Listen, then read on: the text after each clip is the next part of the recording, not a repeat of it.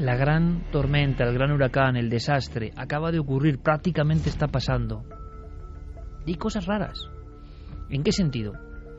En que hay personas que creen que también hay otras teorías sorprendentes. Hay un documento, Santi, que te ha llamado mucho la atención y no me extraña. Pues sí, porque a mí y a buena parte del público estadounidense, yo creo que ha sido una de las sensaciones de todos los vídeos que han circulado por la red a raíz del huracán Sandy. Y es que estaba una reportera de la cadena norteamericana NBC haciendo la típica encuesta entre los neoyorquinos sobre qué les parecía, cómo se iban a preparar, pues lo que se suele hacer en este tipo de cosas para los informativos de televisión. Hasta que dieron con un jovencito que era, además, dijo que era estudiante de la Universidad de Brown, parecía un chaval educado, parecía un chaval, pues eso, un estudiante universitario, y curiosamente puso en su boca el pensamiento de muchos estadounidenses, porque ha llegado a tal punto la desconfianza, no solo en Estados Unidos, en Europa, en España, en todos sitios, la desconfianza que se tiene hasta los poderes, que hasta un fenómeno natural puede suscitar suspicacias. Este es el documento. Hay un huracán y soy bastante escéptico. Me refiero a que no me creo que haya un huracán. Es decir, creo que el gobierno quiere hacernos creer que hay un huracán. Piénsalo, todo ha pasado muy rápido. Pero ha empezado a llover y sopla un viento muy fuerte, así que con el huracán descendiendo y la ciudad tan protegida, ¿cómo describirías las condiciones que estamos viendo hasta ahora? Está claro que hay mucho viento. El viento es más fuerte que normalmente. ¿Y los colegios e institutos? ¿Por qué han cerrado? Definitivamente el gobierno quiere hacerte creer que las clases se han cancelado, pero yo no estoy tan seguro. Parece un poco críptico. ¿Qué quería decir este hombre? Este ya ni se creía que se le echaba encima un huracán. Es decir, lo he cogido como ilustración de hasta qué punto puede ser contradictorio el mundo del conspiracionismo, de la conspiranoia que dice nuestro querido... Estaba convencido de que era una especie de operación montaje. Sí, que era algo, y de hecho ahora analizaremos qué puede ser y qué teorías circulaban y siguen circulando, algo publicitario por parte del gobierno para algún tipo de fin político. De hecho, que estemos en puertas de unas elecciones en Estados Unidos ha tenido muchísima trascendencia. Pero mencionaba varias palabras, vamos a ir por partes. Para anunciar este bloque del programa hemos puesto un clip de la película El día de mañana. Muy poca gente sabe que la película El día de mañana está basada en un libro que no es de ficción. Se hizo un guión cinematográfico, se compraron los derechos del libro, es decir, no es una adaptación libre, sino que realmente es así. Se compraron los derechos del libro y lo que se decía en ese libro de no ficción se novelizó y se convirtió en un guión cinematográfico. ¿Quién escribió ese libro de ficción y cómo se llamaba? Ese libro de ficción se llamaba, la traducción vendría a ser La supertormenta global que viene. Y lo que viene muy a cuento de nuestro programa es que lo escribieron dos viejos amigos de esta sección de conspiraciones. Uno era el locutor radiofónico Art Bell. Art Bell, que hace una semana... el de las llamadas angustiosas. El de las llamadas angustiosas. Y otro, un íntimo amigo suyo, Whitley Strieber. Entre los dos escribieron ese libro. Era un libro en el que se dedicaban... Strieber, famoso, Santi, hay que decirlo, por su libro Comunión. Exacto, sobre visitantes de dormitorio, que además abre un mundo nuevo en la ufología y en los misterios estadounidenses. Pues bien, entre los dos se dedicaron a entrevistar a todo tipo de científicos relacionados con este tema. Climatólogos, meteorólogos, oceanógrafos, geólogos... ¿Para qué? Porque había una teoría que habían descubierto que existía en estos colectivos y de la que nadie quería hablar. La teoría era la de la supertormenta que puede llegar en cualquier momento. Esa teoría viene a decir que el calentamiento global, que el cambio climático, está provocando enormes tensiones dentro de lo que sería el equilibrio climatológico del planeta. Ese equilibrio es como por poner un ejemplo muy gráfico, como una goma elástica. Se puede tirar de él, se puede someter a cierta tensión y vuelve a recuperarse. Pero si se tira más de la cuenta, sucede exactamente lo mismo que con esa goma elástica. No se rompe poco a poco, no va deteriorándose poco a poco, sino que se rompe de golpe y para siempre. Y ellos decían que ellos en realidad no lo decían, transmitían o ordenaban lo que iban diciendo estos expertos. La situación climatológica se iba a ir empeorando en los siguientes años. Este libro tiene 10 años, se dice pronto, y que asistiríamos a huracanes que irían a cotas cada vez más al norte, que tendrían un tamaño gigantesco. Sandy es uno de los mayores huracanes de los que se tiene historia, no tanto en su velocidad, sino en su tamaño. Sandy tenía 1000 kilómetros de diámetro. Ocupó en un momento dado 1/3 del territorio de los Estados Unidos. Bueno, me pasa ahora mismo Guillermo León, vía Fermín Agustí, noticia de última hora, ahora mismo, a las 2:46, se hace pública la portada de New York Magazine, uno de los importantísimos magazines, y la imagen de la ciudad y la tormenta es impresionante, ¿eh? Se ve una ciudad que va a ser devorada por una especie de nube oscura. El ejemplo entre el contraste de la luz, ¿no?, de Nueva York y esta mega tormenta, de alguna forma, mega huracán. Pues eso era lo que vaticinaban, que cada vez habría fenómenos meteorológicos. ¿Acertaron en su profecía? Esperemos que no, porque aquello iba más lejos. Los fenómenos meteorológicos iban a ser cada vez más violentos hasta que llegase un punto de no retorno. ¿Y a qué asistiríamos? Pues a algo que solo puede ser descrito como el diluvio universal. Una tormenta que, como sucede, pues por ejemplo, en los grandes planetas gaseosos, en Júpiter y en Saturno, envolvería por completo todo el planeta y sería el prolegómeno, sería el prólogo de una era glacial, tal y como se mencionaba en aquella película.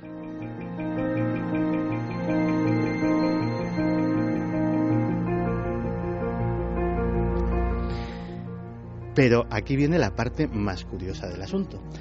¿Cómo les da a estos dos personajes, que tienen biografías que poco tienen que ver con la divulgación científica o con el dar a conocer este tipo de teorías, por divulgar este asunto?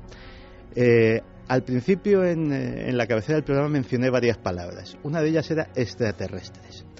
Resulta que Whitley Strieber... Me lo estoy temiendo. Cuando le abdujeron, según él, los extraterrestres, le avisaron de que esto podía suceder. Y es uno de los recuerdos que tenía de estos visitantes de dormitorio, que era una alerta de... Caso que pasa, si no me equivoco, hacia el 88. Sí, es finales de los 80, no recuerdo exactamente la fecha, pero por ahí es. Y decide, con su amigo Art Bell, el locutor de éxito, embarcarse en este proyecto. Y de hecho, la teoría de Art Bell y de Strieber, curiosamente, se sustenta, entre otras cosas, o mejor dicho, ha sido sustentada después por documentos de instituciones tan prestigiosas como el Laboratorio Nacional Estadounidense de Tormentas Violentas o la Dirección de la Agencia Federal de Emergencias, la famosa FEMA. O sea que estamos hablando de un peligro hipotético, de un peligro, esperemos que remoto, pero en absoluto irreal. Muy brevemente me vas a contar ahora, Santi, HAARP, por qué aparece, y un proyecto que ya se llamaba al parecer Sandy. Eso está comentando por los mentideros, pero antes, para que veamos hasta qué punto, como ocurría con el tsunami, que arrancaba el fondo marino de alguna forma y salían cosas increíbles, algunas más exageradas que otras, ha pasado algo parecido en plena tierra, en plena costa, con este huracán Sandy. Son noticias de última hora, Carmen. Sí, la fuerza de este huracán ha hecho que en localidades como New Haven, en Connecticut, robles centenarios pues hayan sido levantados desde sus raíces. Una mujer que pasaba precisamente por ese parque de New Haven se dio cuenta de que en las raíces de ese árbol, que además era un roble que había sido plantado en 1909 en un prado muy concreto, en el Upper Green, donde se sabía que había un cementerio antiguo, pues lo habían plantado allí en conmemoración del nacimiento del presidente Abraham Lincoln, con lo cual era un árbol muy visitado. Hay una placa de madera incluso que pone que se instaló allí el árbol, y la mujer cuando pasa se da cuenta de que hay una calavera en las raíces. Y que no es de Halloween ni de atrezo. No es de atrezo. Es más, ella en un principio cree que es otra cosa, la toca y ve que todavía hay parte del cuello y también de las costillas. Es entonces cuando llama a la policía. parece CSI. Realmente las fotografías nos muestran cómo enseguida... Son impresionantes. Sí, cómo enseguida acordonan la zona, ponen una carpa en las raíces del árbol y se meten los investigadores. Las primeras conclusiones, que pueden ser restos de alguien enterrado allí en el siglo XVII. Investigadores de la Universidad de Yale han ido hasta el lugar, antropólogos, y por las primeras visiones que han tenido los huesos, antes incluso de sacarlos de entre las raíces, es que allí, en la época colonial, se enterró a mucha gente. Y puede ser uno de esos cadáveres. Y de alguna forma ahora el árbol con sus raíces ha sacado hacia afuera, ha sacado a la luz este cadáver. secreto. La gente lo que quiere ahora no es que sea estudiado, sino que se le dé un entierro digno, porque dicen que ahora al sacarlo a la luz puede quedarse como un alma en pena, que tiene que descansar en paz y no me parece de una mal, vez por a lo todas. Jung. Y ha habido más casos de ataúdes. Ha habido más casos, sí, porque el agua también ha hecho que pues muchas de esas lápidas surgieran desde el subsuelo hacia arriba. Incluso han roto lo que es el cemento que tenían por encima de los ataúdes. Ataúdes además muy pesados. Una visión también un poco de fuerte, cobre, ¿no? Y de bronce ponían aquí. Ha sido en Maryland, en la localidad de Crisfield, en el cementerio de Crisfield, y las imágenes son impactantes porque se ven las lápidas con esas grandes piedras que se ponen encima, donde se ponen los nombres, donde se pone quién es la persona allí enterrada. Bueno, pues varios de estos se han roto por completo, se han hecho añicos esas piedras y han salido los ataúdes hacia la superficie. Nos queda una cosa, HAARP, Proyecto Sandy, 1997, ¿puede ser? Sí, bueno, ahora vienen las teorías de conspiración, que ya te digo que algunas son más inquietantes, más o menos Y creíbles. otras simplemente bizarras, ¿no? Hay alguna que ya verás. Empecemos con lo de HAARP, que parece que es lo que más te inquieta. Efectivamente, esta es una de las teorías de conspiración sobre Sandy que más se está oyendo. Y es que el presidente Barack Obama habría apretado el botón del HAARP para provocar un gigantesco huracán que azotase contra sí mismo. ¿Y por qué?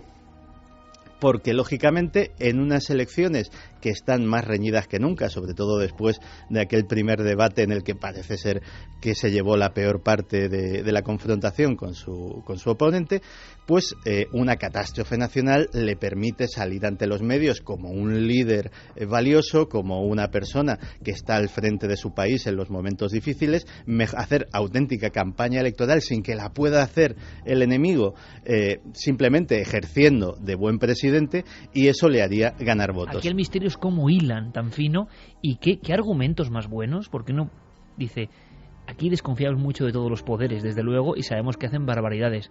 Ahora, la gente cree en HAARP, pero hasta este nivel, o sea... Pero espera, y lo absurdo se convierte en, bueno, una vuelta de tuerca, ¿no? Hay más.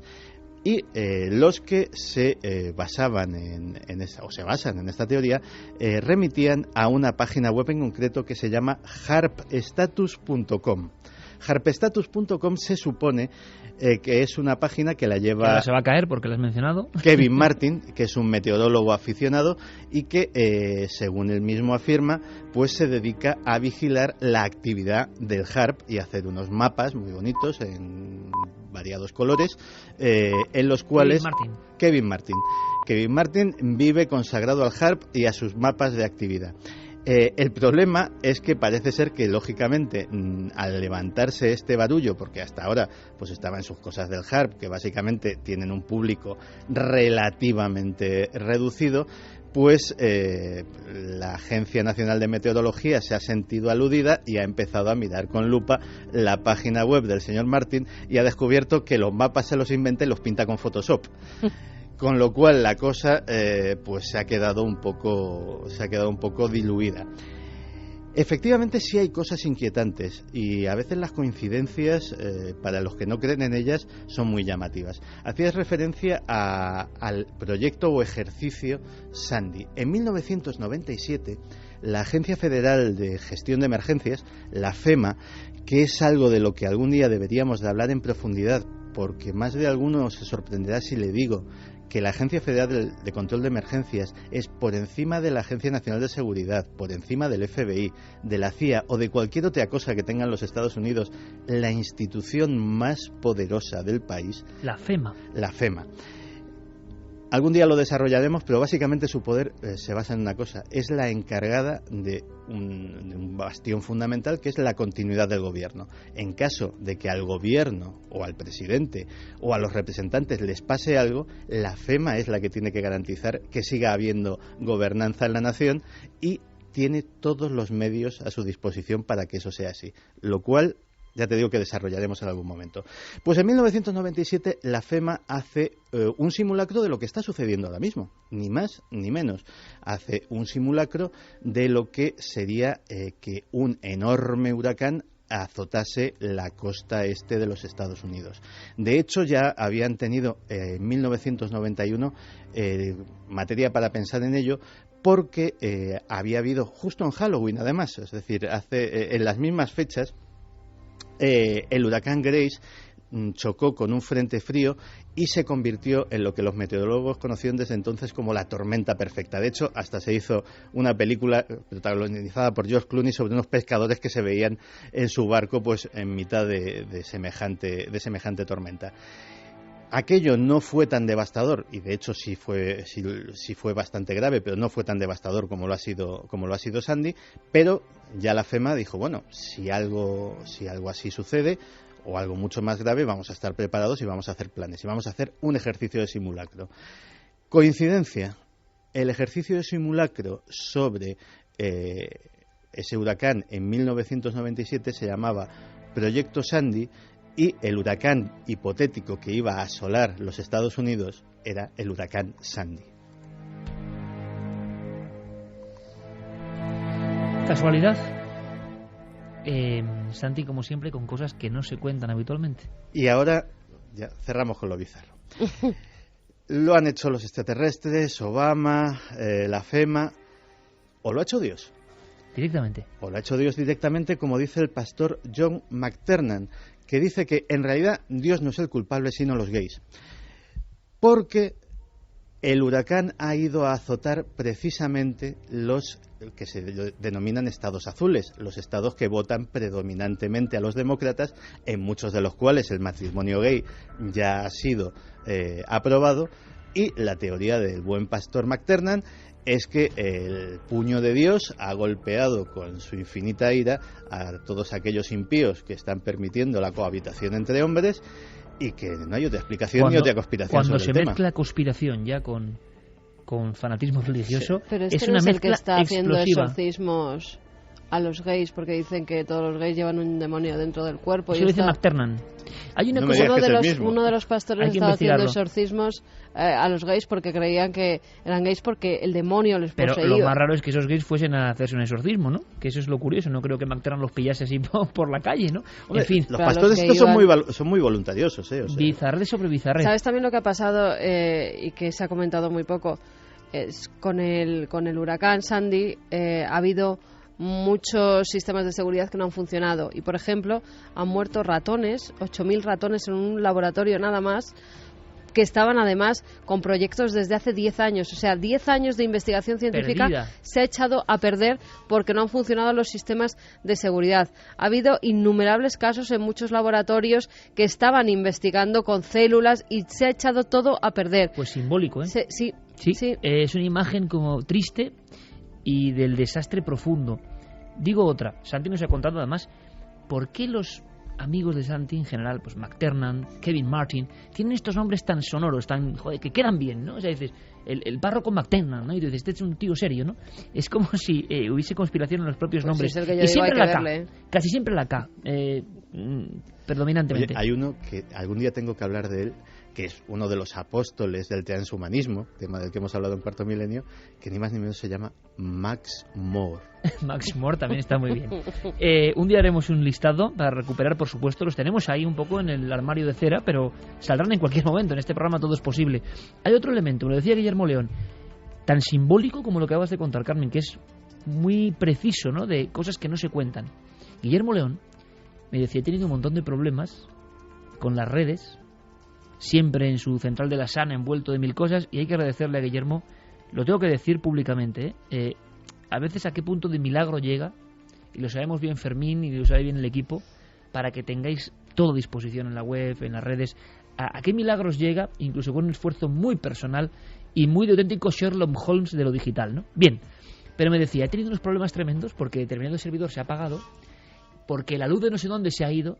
Me dice, fíjate, Iker, es que ya no dependemos de nuestra luz, ya no dependemos de lo que pasa en nuestra manzana. Un problema en la costa de Estados Unidos está afectando directamente a tu texto en Word sobre un papel o sobre una página web. Impresionante, la globalización y sus peligros.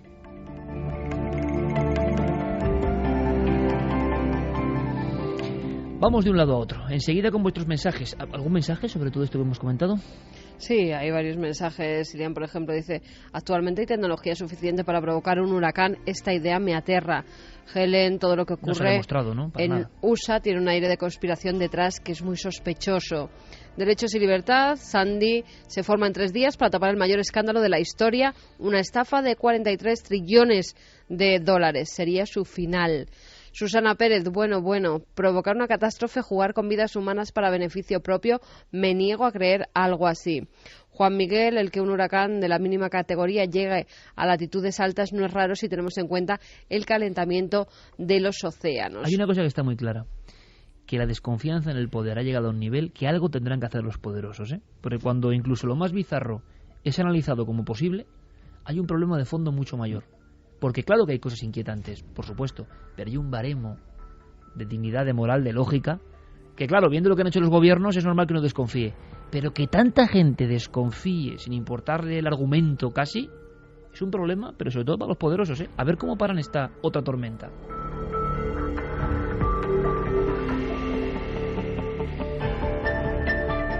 Vamos a ir con un testimonio.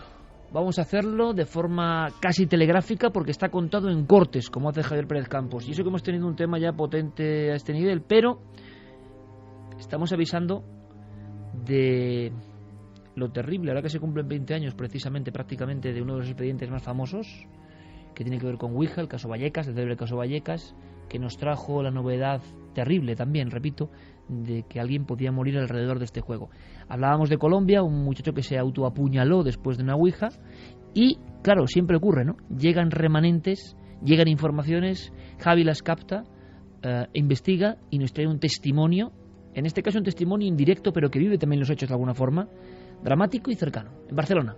En este caso hemos hablado con Roberto Martín de Barcelona, un hombre que es enfermero y debido además a su profesión pues ha sido capaz de analizar también a nivel médico pues todas estas circunstancias que le han acabado rodeando. El día 20 de agosto él se levanta como cada día temprano a las 8 de la mañana y se queda muy sorprendido cuando ve que en su teléfono móvil tiene varias llamadas perdidas de una pariente cercana, de su cuñada Judith, una joven de 19 años. Y asustado, ¿no? Porque que lo hubieran llamado a esas horas y tan insistentemente no podía ser un buen presagio. Él le devuelve la llamada y Judith le responde muy alterada, todavía completamente asustada, no ha podido dormir en toda la noche porque le cuenta que en la noche anterior se habían juntado un grupo de amigos, ella, otra chica y otro joven, para pasar la noche en la casa de una de esta chica, de su amiga. Vamos a escucharlo contándonos precisamente lo que le contó su cuñada Judith. Empiezan a hablar, a tener un poco de discusiones sobre creencias de fe, si uno se consideraba ateo, si el otro se considera católico, el otro no, y empiezan a percatarse de que la radio o el iPod que tenían con él empieza a subir y bajar. Empiezan ya a mosquearse un poco, a acusarse de que estaban haciendo bromas, no haciendo bromas, y deciden desconectar el iPod y poner la televisión. Y la televisión dos tantos de lo mismo, empieza a subir el volumen, bajar el volumen, cambiar de canal espontáneamente con el mando a distancia visible para todos. Envueltos por aquellos fenómenos y también por esa conversación un poco filosófica que habían estado teniendo, pues esta chica, la acompañante de Judith y de este joven, les cuenta que ha estado haciendo unos cursos de radiestesia, que tiene incluso un péndulo en casa y decide enseñarles lo que ha estado aprendiendo en esos días. Y deciden jugar a un péndulo. Y ahí empezó a complicarse un poco todo. Empiezan a encenderse luces del pasillo, de las habitaciones donde estaban, empiezan a abrirse y cerrarse puertas, y deciden huir a la calle, aterrorizados. Se quedan unas horas en la calle, debatiendo también sobre qué es lo que ha estado ocurriendo. Además, la chica que había estado en ese piso casi es la primera vez que le pasa, no estaba acostumbrada a vivir este tipo de fenómenos, y cuando ya han conseguido calmarse un poco y han hablado y parece que pues han llegado a una conclusión de que tiene que estar ocurriendo algo razonable porque lo que estaban viviendo no es normal, se atreven a volver a subir a la casa y desde luego se encuentran en un escenario que no tenía nada que ver con lo que ellos habían dejado al marcharse de allí. Cuando suben al piso se encuentran todas las luces encendidas, las puertas abiertas, mucho frío y un charco de agua en medio del pasillo. No hay grifos al lado, no hay no hay ninguna fuente de agua. Una de las chicas se muestra muy, muy determinante en hacer la ouija y los otros, por el terror, deciden hacerla. Y como hemos visto en tantas otras ocasiones, cuando aparece la ouija de por medio es cuando empiezan también los auténticos problemas. El detonante. Sí, en este caso dicen que se manifiesta un ente que asegura ser un antiguo familiar que vivió en aquella casa. Se manifiesta además con bastante agresividad, sobre todo hacia uno de los amigos que están allí en esa casa, hacia el único chico que estaba allí, y le pide, más bien le exige, que se marche de esa habitación. Desde el inicio se muestra absolutamente agresivo a la presencia del chico y le exige que se fuese, que se largue de allí. Es muy agresivo hacia él y le notifica que le va a causar daño físico. Este chico sale y mi cuñada y la otra chica se quedan a solas. Empiezan a preguntarle cosas en relación a que esta posible entidad pues les diga cosas así. Las preguntas típicas que hace todos los jovencillos con esta la ouija. Le dice cosas familiares a mi cuñada que son muy privadas, muy motivos de tipo de enfermedades que estamos padeciendo en el seno de la familia. Aciertan todas, mi cuñada entra en una crisis nerviosa brutal y a la otra chica le notifica que va a morir pronto.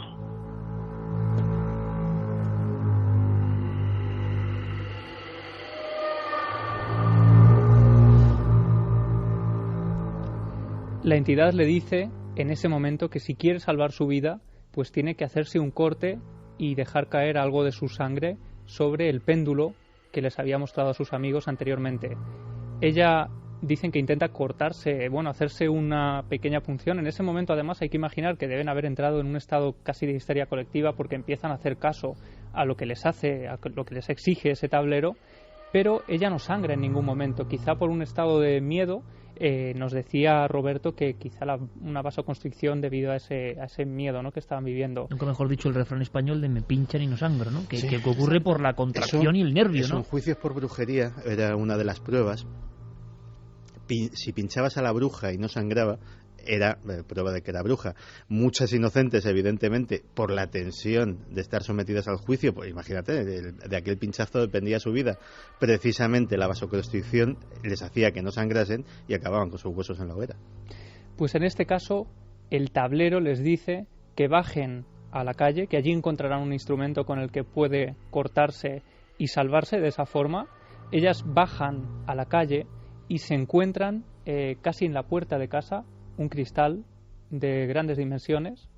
Suben arriba, esta vez consigue sacarse sangre y dejarla caer sobre ese péndulo, y entonces ese tablero le asegura que ha salvado su vida prácticamente, pero la amenaza de que iba a ocurrirles algo físicamente y que iban a sufrir las consecuencias se hace patente en cuando termina esa sesión de ouija y se encuentran con el compañero, con el amigo que las estaba esperando fuera.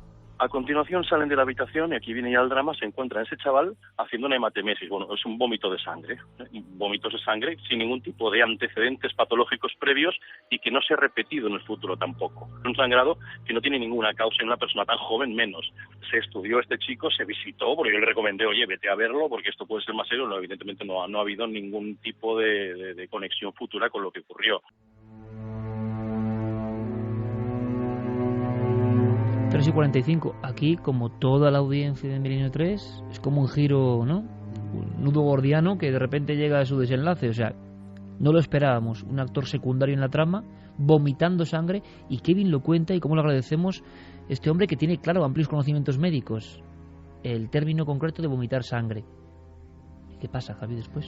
Pues nos lo contaba Roberto. Él además dice que no ha visto nada igual, y menos aún en una persona tan joven. Vomitar sangre sin causa aparente, y desde luego es un hecho aislado, es decir, que ni se había producido antes, ni él tenía síntomas para llegar a eso, ni se han producido después. Se produjeron justo en ese momento posterior a hacer la Ouija.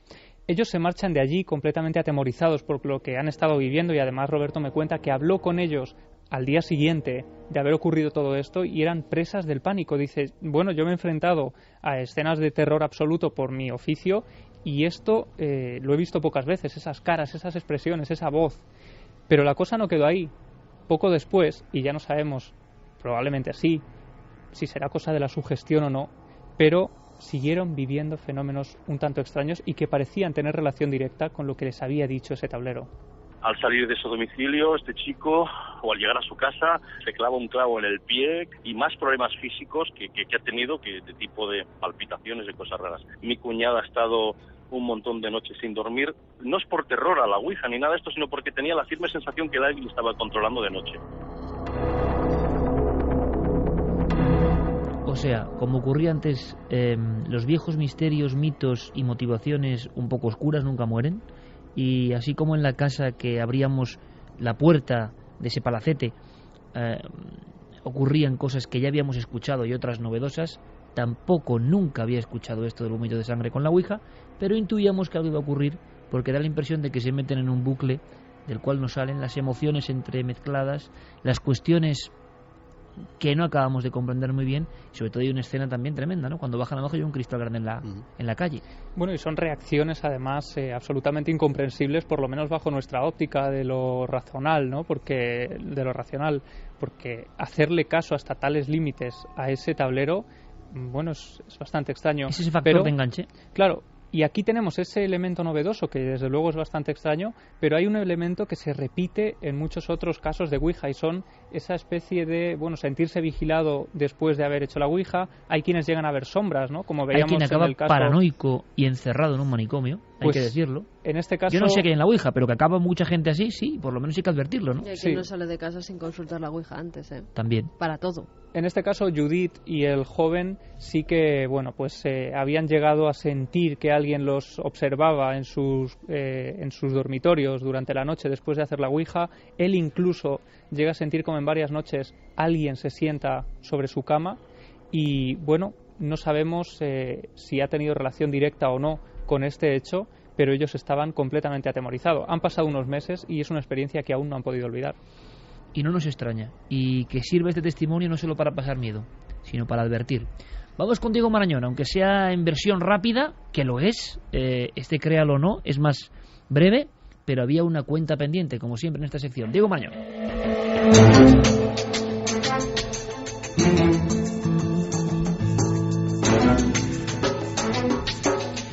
El Cuervo y la historia de la muerte en vivo, del disparo en vivo captado por la propia película, la muerte del hijo de Bruce Lee, ni más ni menos. ¿Cómo va la votación? ¿Cómo ha quedado? Pues lanzábamos la pregunta, una encuesta, ¿qué opinan de la historia de esta semana? Para ver si se lo creían o no se lo creían. Verdad, 46,7%. Falso, 53,3%. Diego, mira, ahí ha estado, sí, pero yo aquí lo veía muy creíble todo. Es más, lo creía yo, ¿no? La muerte del hijo de Brandon Lee, el hijo de Bruce Lee, con un disparo que se capta en la propia filmación. Diego, ¿no es así? Tuve mucha gente, pero hay que decir que nuestra audiencia esta vez ha acertado y efectivamente el trozo de película en la que se recogía la muerte de Brandon Lee fue requisada por la policía, fue investigada de hecho para esclarecer un poco la muerte del actor, pero finalmente y por acuerdo con la familia, con Linda Lee Cadwell, fue destruida y no se usó en el montaje final. Hay que decir además que Miramax, la productora, fue especialmente respetuosa en este caso, apenas usó la muerte de Brandon Lee como promoción y simplemente se limitó a dedicar la película tanto a Brandon como a su prometida. Qué interesante, o sea, hubo una filmación real, pero que acabó en manos de la familia y destruida, y claro, quizá por eso el mito es mucho más grande y más creíble, ¿no? Es más, mucha gente lo cuenta como una verdad ocurrida y de la que hubo muchos testigos, porque es que los hubo realmente, claro. Efectivamente. Vamos con la siguiente historia, aunque sean 5 minutos, Diego. Aquí hay un solo sonido, que no sé si quieres que escuchemos ya, sí. que nos introduce un poco en una De verdad, para mí ni la he visto, pero me parece como horrenda el concepto en sí mismo. Sí, es una saga bastante desagradable, pero seguro que cuando nuestra audiencia, o al menos parte de nuestra audiencia, escuche esto que vamos a escuchar, va a saber perfectamente a qué película pertenece. La pondré a prueba su voluntad de mantener a alguien vivo. Podrá hacerlo. Podrá seguir las reglas y concederle a alguien el regalo de la vida. ¡No! ¡Aléjate! ¡Ah! ¡No! ¿Qué es esto? ¿Qué me estás haciendo?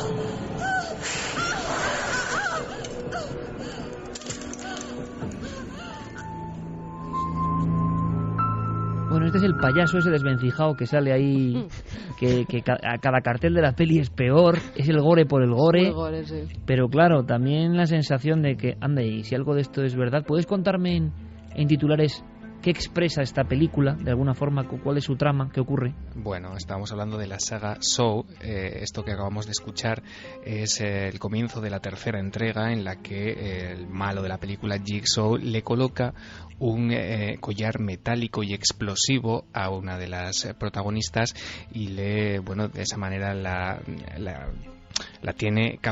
captura, ¿no? Y puede hacer con ella lo que quiera, y al final, evidentemente el collar acaba explotando con los resultados que te puedes imaginar, Iker.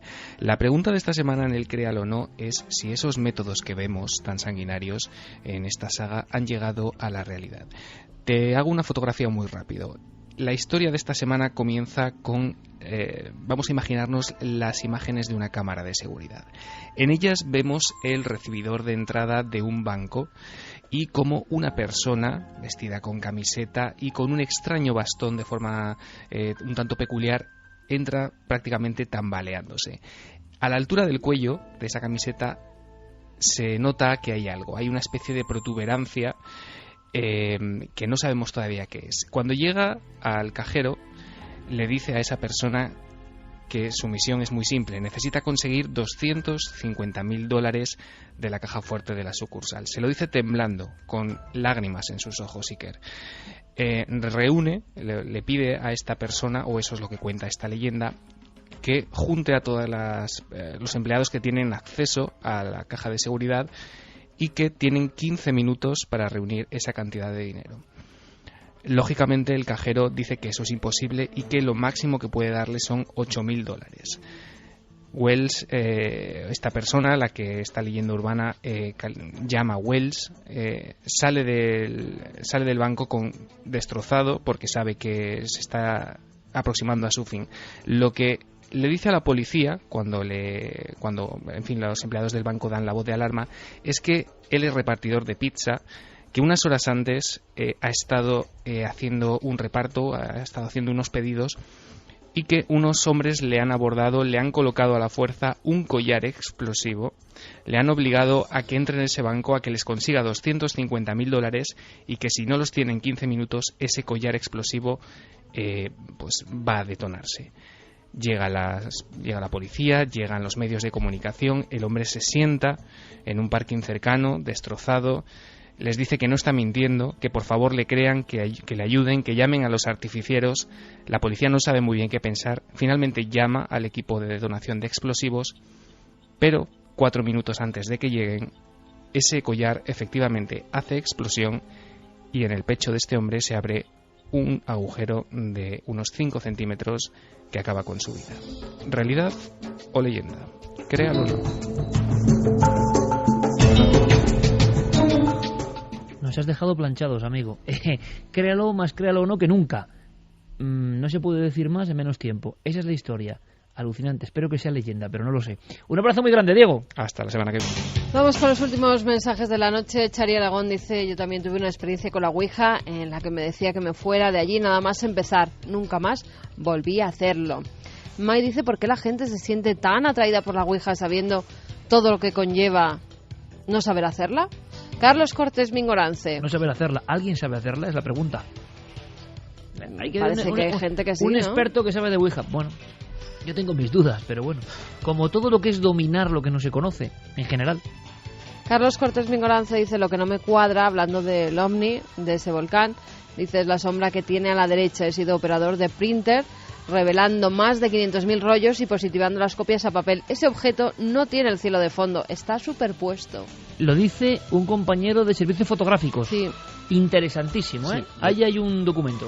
De todas formas, hay que a la hora de analizar el vídeo, hay que tener en cuenta que los píxeles que ocupa el objeto están muy saturados, es decir, sobrepasan la capacidad de recepción de la célula de la cámara, con lo cual tampoco se ve el contorno nítido, es decir, aquello está tan saturado que está lo que sería el equivalente en fotografía quemado. Pedro de las Rozas decía, es una erupción del volcán reproducida marcha atrás. Reproducid el vídeo al revés y veréis que es una proyección del volcán, pero vista marcha atrás. O sea, que en vez de entrar, sale. Y lo han puesto para atrás. Cantidad de misterios, pues es un misterio también, ¿no? Televisa, hombre, Televisa lo pone adelante y atrás varias veces, ¿eh? O sea, que no sé. Bueno, otra perfecto. Aquí somos detectives todos. Mari Leonardo dice, estando en elecciones, me creo que hayan creado esta tormenta con el proyecto HARP para que Obama subiera en votos para ver la infraestructura y medios del gobierno para solucionar estos desastres. ¿Y a cuántos compatriotas mata por eso? Bueno, claro, que también la gente puede decir, bueno, ¿y cuántos se han matado con otras cuestiones, no? Pues sí. Pues mira, cada vez cobra más peso, por ejemplo, la revisión histórica de que Pearl Harbor fue algo que se dejó hacer y murieron 3.000 americanos. Yo no me lo puedo creer, o sea, es que, vamos, pero cada uno es libre, claro. Saludos milenarios desde Guadalajara, México. El vídeo del OVNI lo retransmitieron y la explicación científica, entre comillas, nos ponían estos amigos, era que se trataba de rayos en bola. Pero se ve demasiado... pues de bola no tienen nada, ¿no? Oh, faltaba el rayo en bola. Pero se ve demasiado concreto y demasiado extraño. No se ha presentado alguna explicación racional y totalmente convincente. La astrónoma de la UNAM, Julieta Fierro, quien es una autoridad en astronomía, no puede dar una explicación convincente. Julieta y luego otra astrónoma que salía, que es genial, y vamos a terminar casi con eso, ¿no? Es genial la cara que se le pone al ver el documento. Y es un poco la cara, haciendo un símil y ampliándolo, ¿no?, del ser humano cuando se encuentra con el misterio, si es que esto es un misterio. Perplejidad absoluta. Y a ver a qué me engancho yo. No podemos quedarnos sin solución. El ser humano de hoy tiene que tener manual para todo. Pero se quedan... Bueno, esto me recuerda... Claro, mejor la tiene, ¿eh? Sí, ojalá, sí, si es que es bueno, ojalá no sé. Pero yo recuerdo los catálogos de explicación OVNI maravillosos de nuestro propio país. Hay varios que me encantan, ¿no? Tú ves el catálogo y uno es sacerdote. Y dices, bueno, vale, sacerdote ha sido confundido con un humanoide, vale. Otro feto humano en una caja, también. Sí.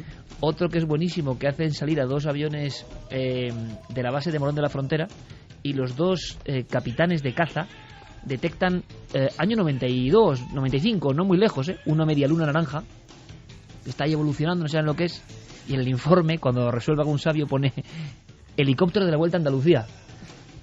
Bueno, helicóptero semicircular, ese tipo de cosas Venus han ocurrido. Bueno, pero son clásicas. Ya. Y la gran clásica, tienda de campaña, bueno, un montón de cosas, ¿no? Es rayo en bola. ¿Qué es más raro que un ovni, el rayo en bola? Sí, si lo es, grabado, ¿eh? Si lo es, aunque hoy en día ya se han grabado. Por eso, pero si es un rayo en bola, es un auténtico misterio de la atmósfera. No tiene forma de bola. No tiene forma de bola. Dejamos en la web ese misterioso objeto sobre el Popocatépetl, pleno 2012. Fermín Agustí, Noel Calero, como siempre, es un placer. Javi Santi, gracias. Hasta mañana. Oye, hasta mañana, mañanita. ¿sabéis a qué hora vamos mañana? Más a temprano. las 12 menos 20. 23:40, por favor, ¿eh? Es una hora muy difícil ya para nosotros, incluso. Así que...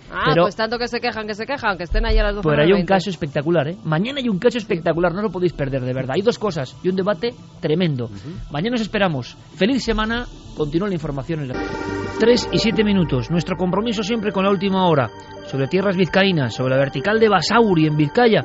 Quizá hay amigos esta noche en esa zona que puedan decirnos algo más. Fermín Agustí, compañero, está el vídeo, ¿verdad? En este momento en ikerjiménez.com. Vale, me confirma Fermín que sí. En ikerjiménez.com tenéis el vídeo. ¿Por qué es importante? Porque los testigos, los cámaras, los que graban, los que habéis escuchado ahora mismo, tiempo real, hace tan solo unos días, son miembros de la policía.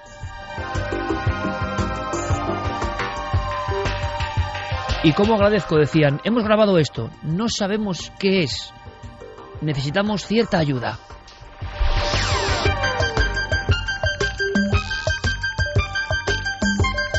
Esto me recuerda al gran JJ Benítez y sus crónicas por toda la zona de Vizcaya, Gaceta del Norte.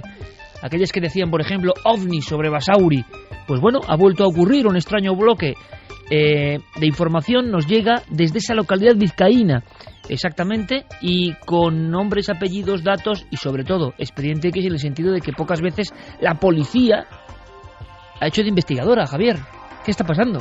Pues sí, escuchábamos a un sorprendidísimo José Fernández, ese funcionario del Cuerpo Nacional de Policía, que había visto sobre el cielo ese extraño objeto esférico, un objeto que no le recordaba a nada que él hubiera visto anteriormente, y está acostumbrado a ver todo tipo prácticamente de artefactos voladores. Él decía que no le recordaba nada que hubiera visto. Además, acababa de entrar prácticamente a trabajar, era la mañana del 29 de octubre de este mismo año, hace escasas semanas, sí.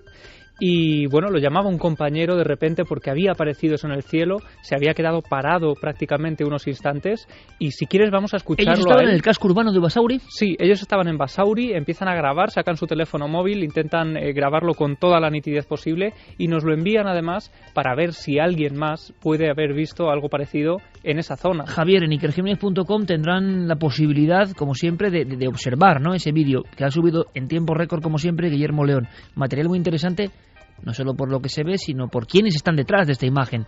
Yo quiero agradecerles de todo corazón, porque no es normal, y además lo hicieron con gran celeridad y para intentar que dijésemos algo, que alguien aportase más información. Así que nos sentimos en este momento, a las 3:09, este programa, Milenio 3 en Láser, como dentro de una misión, ¿no? De, bueno, vamos a resolver esto, porque la propia policía lo ha visto, la policía es testigo. ¿Era en pleno día? Sí. Además lo pueden ver los oyentes en ese vídeo, es perfectamente de día, y precisamente eso facilita la visión del objeto, porque parece que el sol, los rayos del sol, reflejan en ese objeto que no tiene luz propia, sino que parece que está cubierto de algo metálico, y es precisamente la luz del sol lo que refleja en él. Por eso te lo digo, para que la gente lo pueda visualizar. Pero tenemos testimonio directamente de las personas que estaban ahí en esa filmación, que hemos escuchado más que visto, y que estaban excitados porque daba la impresión de que eso era algo inusual. ¿Qué nos ha contado? ¿Lo escuchamos? Hemos podido hablar con él minutos antes, además de empezar el programa. Hemos conseguido localizarlo. Son palabras de última hora, recién salidas prácticamente del horno, y si quieres vamos a escucharlo. Pues estábamos trabajando, llevábamos apenas una hora, y fue un compañero quien ha visto el objeto. Está completamente parado, y yo me dirigía hacia donde estaba él y pudimos verlo, ¿no? Entonces nos sorprendió porque no era algo conocido, o sea, no era un objeto que nos resultara conocido. Se veía, digamos, a simple vista se ve muchísimo mejor que lo que resulta luego lo que es la grabación. Se veía como si fuera, pues, digamos, un objeto redondo en forma de disco. Se podía ver como si fuera reflejaba el sol, una especie de chapa color aluminio. Algo, ¿qué tamaño podemos darle, Javier, a bote pronto, no? Pues no sabían exactamente el tamaño porque se encontraba a una distancia bastante considerable de ellos, pero sí hablan de que recorre una distancia bastante importante en cuestión de escasos segundos.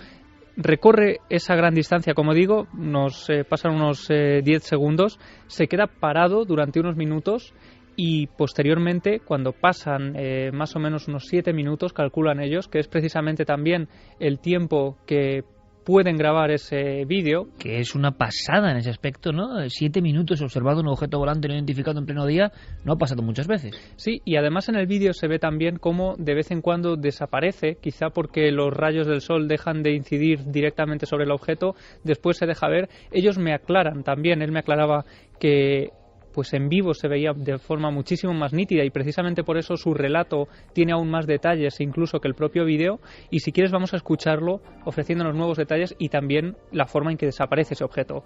Duró aproximadamente unos 7 minutos más o menos pudo estar, y a continuación hizo 2 movimientos. Un primer movimiento bastante rápido, y ya en el segundo desapareció. Vamos.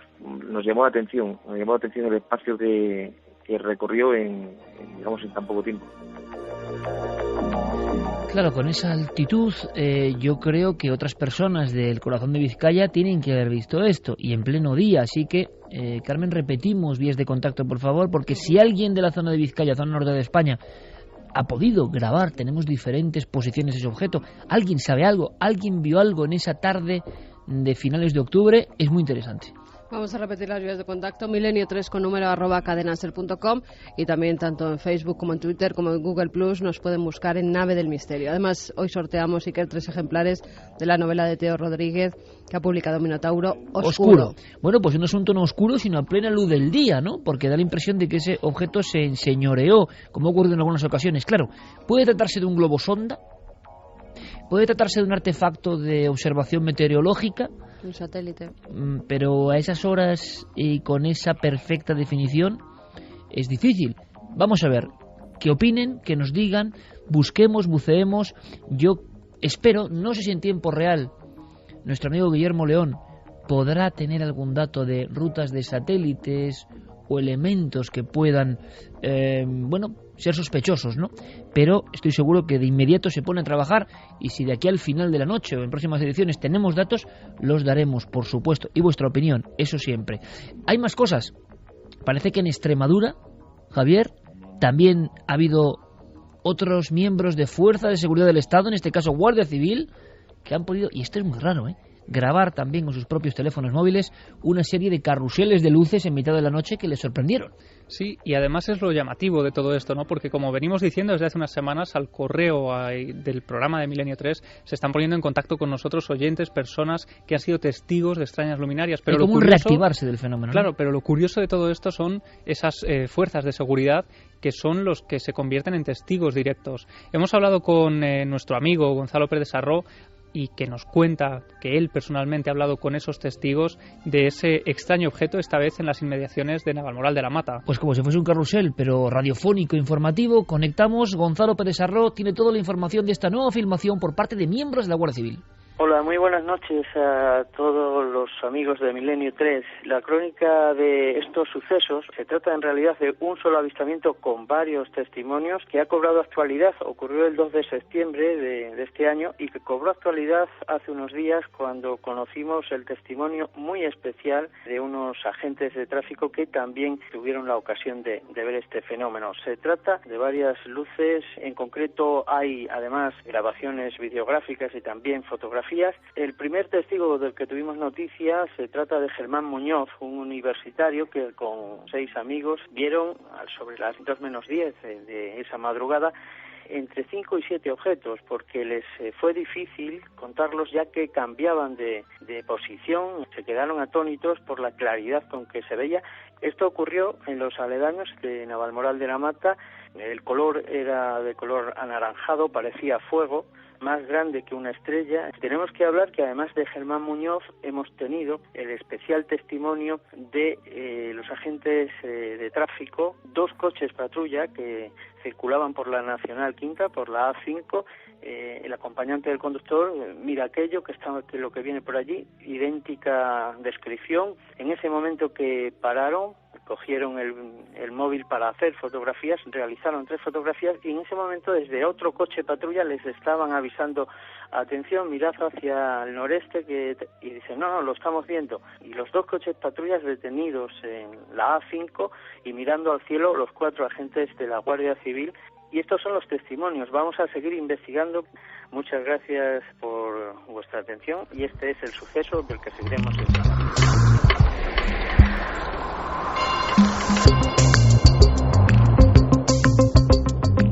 Analizando el vídeo del caso de Basauri, claro, vamos a ver, se ve un punto lejano, que es lo malo de la nitidez del zoom del vídeo. Qué pena no tener un instrumento más poderoso en ese momento, pero es lo que había.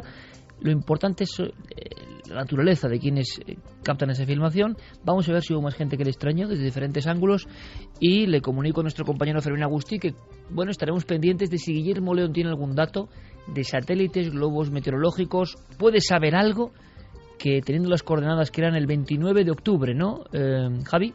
Sí, 29 de octubre de este año. Si Guillermo León sabe alguna cosa o algo, que nos lo haga saber, que se ponga en contacto con nosotros, porque quizá tengamos una solución. Lo curioso es que ellos decían que era algo muy extraño a simple vista y que no habían visto nada parecido. Ahora la crónica de Gonzalo Pérez Sarró, nuestro compañero, que nos habla de unas semanas antes y todo un destacamento de la Guardia Civil observando en plena noche y grabando. Hombre, por lo menos que cunda el ejemplo, ¿no? Que si hay cosas de este tipo, estamos encantados de vehiculizar la información e intentar darle salida e intentar explicar algo. ¿Y qué explicáis vosotros? ¿Qué pensáis vosotros sobre este tema o cualquier otro de los que hemos deslizado en esta larga noche milenaria?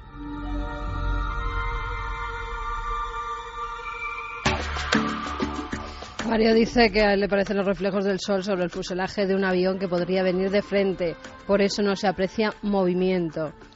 Bueno, un poco cogido con pinzas también, ¿no? Porque un avión... Teorías de los oyentes.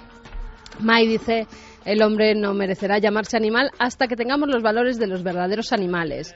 Lady Nine, voy a aprovechar el informativo para ir al baño. Como me hable el periquito de mi madre, dice que la va a dar algo. Ana Muriel, ella dice que ha dado reiki a perros y que funciona para ellos también. Es una de las técnicas que se utiliza también en ese Animal Communicator. Tania dice, me da pena que estos animales que intentan comunicarse con nosotros imitando nuestros sonidos casi a la desesperada, si es que esa es su intención. Dice mucho de nuestra incapacidad para comunicarnos con ellos, escucharles y comprenderles de forma mucho más naturales e instintivas.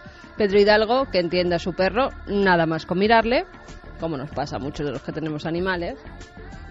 Marianne dice, me estoy acordando de la serie Sea Quest, con el delfín Darwin, que tenía un aparato para comunicarse con los humanos.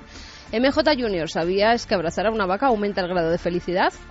Marianne, escuchar el alma de los animales, qué interesante, si es verdad, claro. Sara, necesito que uno de esos hable con mi perro y le pregunte por qué por las noches solo duerme en mi cama y no en la suya. Bea González, los loros aprenden a hablar con más facilidad cuando están solos.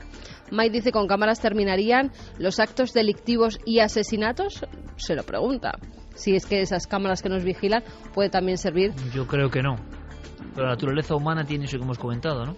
Leticia Ferrari, que quiere un disco externo de un yottabyte para Reyes. Un soñador más, flipando con Milenio 3. Esto ya no son cosas en las que unos crean y otros no. Esto es lo que están desarrollando ya, todos controlados. Pablo dice, ¿y dónde queda el derecho constitucional del derecho a la intimidad y al honor? ¿Quién vigila al que nos vigila? Borja Fernández, y es la pura realidad, estamos controladísimos en todo lo que hagamos, saben todo, absolutamente todo de nosotros. Ángel Frade, viva la libertad de movimiento y la privacidad, controlan nuestros movimientos, mensajes, llamadas. Hay mucha gente que dice, bueno, pues por eso yo no tengo ni móvil, para que no les controlen. Manuel, si nosotros somos los creadores, ¿cómo podemos hacerlos más inteligentes que nosotros?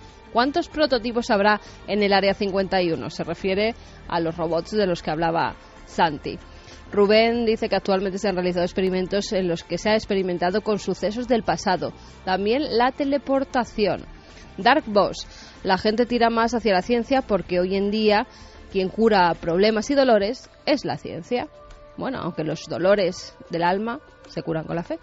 Muy interesante, de verdad, muy interesante todo lo que nos contáis, y reflexiones, frases, aportaciones, que es lo importante, y que además yo creo que hemos ido, ¿no? Pues como si fuese una doble hélice que nos une a los que estamos aquí y a los que estáis ahí, en cualquier parte del mundo, y que sentimos, ¿verdad?, que no tenemos ningún temor a abordar ningún tema, por políticamente incorrecto que sea, para aprender, para saber más cosas, para reafirmarnos en lo que ya creemos, o para tener la valentía y el coraje de decir, bueno, esto puede estar acertado. Todos los grandes hombres y mujeres que yo leo, y que unos dan pistas de otros, y que hay personas que siempre están reflexionando, pensando, buscando, no tienen temor a poner en tela de juicio lo que han creído hasta ese momento. Y eso me parece maravilloso, eso me parece de una valentía sin precedentes. Sin embargo, en parte del género humano veo un anquilosamiento tremendo. Si tenga razón o no, si me da igual.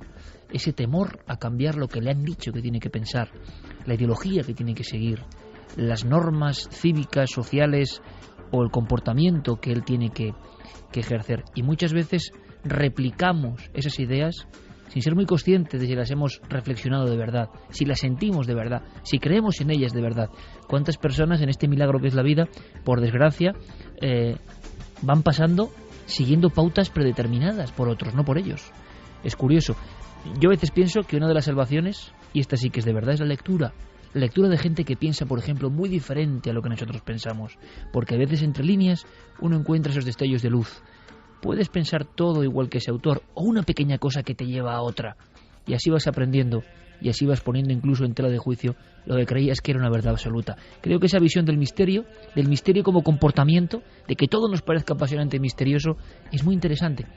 Se desprecia, pero es muy interesante, y quienes se meten en ella siempre están aprendiendo cosas nuevas, sobre todo su propia humildad ante todo esto que en el mundo animal, en el mundo cósmico, en el mundo de la genética, ¿no os dais cuenta? Todo es asombroso, porque incluso el hecho importa a veces menos que la propia mirada, estar abierto a. Si uno no cree que lo asombroso puede llegar a su vida, posiblemente jamás llegue. Y eso somos millones, además, yo creo, de satélites abiertos, de grandes parabólicas que miran al espacio, a los océanos infinitos de información que siempre nos llegan. Nosotros procuramos filtrar eso y contarlo. Por ejemplo, ahora le pido a Noel Calero, sumo sacerdote de la música y los misterios sonoros de este programa, exactamente esto, que nos lleve a otros umbrales. ¿Veis? Es tremendo, ¿no? El poder también de la música, algún día habrá que analizarlo, y hemos hecho muchos programas sobre música y misterio. ¿Cómo cambia nuestra coordenada? ¿Cómo en este momento preciso está cambiando nuestra forma de ver el mundo? Intuimos que viene algo con un gran calado, algo misterioso, algo oscuro, la atalaya. ¿Por qué es noticia esto, Javier? Este viejo lugar de misterio, ¿por qué? Pues este lugar, que es en sí ya, bueno, pues el epicentro de varios misterios y leyendas que rodean a esa ciudad, a Ciudad Real, un lugar relativamente pequeño para todas las cosas que han ocurrido en ese sitio, precisamente en ese lugar, que este martes ha vuelto a ser noticia. Esta vez lo que ha ocurrido, un grupo de bomberos ha tenido que acudir hasta allí para apagar un fuego. Se encontraron con un coche en llamas, en cuyo interior había un hombre carbonizado. Desde luego, aquello causó un auténtico revuelo en la ciudad, poco acostumbrada, ¿no?, a este tipo de hechos. Se empezó a comentar que las causas podían haber sido un suicidio. Si quieres, vamos a escuchar a Belén Rodríguez, la periodista del diario Lanza, que es la que ha cubierto en primera persona esta información. Encontraron pues un hombre calcinado en el interior de un coche. Cuando llegaron ya no pudieron hacer nada, y aunque vieron algunos coches que se marchaban de allí, pues al final se llegó a la conclusión de que él solo había incendiado el coche y se había prendido fuego. Mítico diario Lanza, donde hizo práctica nuestro compañero Javier Pérez Campos, de ahí se sale con un periodismo recio, qué duda cabe. Bueno, ahí está la información. Un hombre calcinado en un coche. Pueden pensar nuestros amigos y amigas, bueno, pues un acontecimiento, trata de blancas y tratos un poco malignos entre mafias. ¿Se sabe algo de la persona? ¿Se sabe algo de la identidad? Pues se sabe que era un portero de una conocida discoteca de la ciudad. Se ha hablado de ese posible suicidio porque se comenta que dejó algunas palabras escritas antes de morir, y sin embargo hay otra versión todavía no confirmada que habla de que este hombre estaba maniatado al volante, y lo cual descarta desde luego las teorías de que pudiera ser un suicidio. También se dice que presuntamente esta persona, bueno, pues se dedicaba a extorsionar a personas que debían dinero, y quizá ahí pues se abre una nueva vía de investigación. Han pasado pocos días y no sabemos mucho más, pero desde luego se esclarecerá. Es noticia y lo estamos contando, y podemos, desde luego, como en todo lo que cuenta la Milenio 3, al cabo de la calle y de lo que está pasando, puede haber nuevas informaciones, pero lo que nos extraña, Javier, y a ti especialmente, es por qué se elige ese entorno, ese lugar que ya ha sido marcado muchas veces, y en algunas ocasiones por cosas que no han salido a la luz pública, por ejemplo, extraños ritos también.